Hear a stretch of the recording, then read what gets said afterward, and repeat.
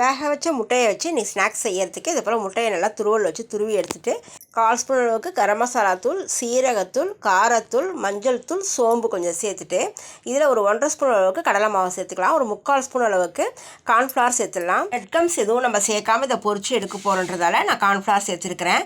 இதுக்கு தேவையான அளவுக்கு உப்பு சேர்த்துட்டு ஒரு பச்சை மிளகாய், ஒரு பூண்டு, கொஞ்சமாக துருவன இஞ்சி துருவல், கேரட் துருவல், நறுக்குன குடமிளகாய், நறுக்குன ஒரு வெங்காயம், இது எல்லாத்தையும் சேர்த்துட்டு கொஞ்சம் கூட மல்லித்தழையை சேர்த்துடலாம். சேர்த்து எல்லாத்தையும் நல்லா கலந்து விட்டுடணும்.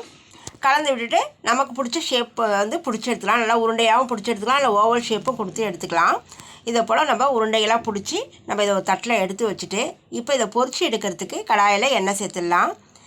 எண்ணெய் நமக்கு தேவையான அளவுக்கு எண்ணெய் சேர்த்துட்டு இதை ஒன்று ஒன்றா மீடியம் ஃப்ளேமில் வச்சு இதை பொரிச்சு எடுக்கணும். முட்டை வந்து நல்லா வெந்து தான் இருக்குது. அதில் ஒரு 2 நிமிஷத்துலேயே நம்ம நல்லா பொரிச்சு எடுத்துடலாம். நல்லா ஒரு பொன்னிறமாக ஆகிற வரைக்கும் நீங்கள் இப்போ இதை பொரிச்சு பிள்ளைங்கிட்ட கொடுத்து பாருங்கள், எல்லாமே சாப்பிட்ருவாங்க.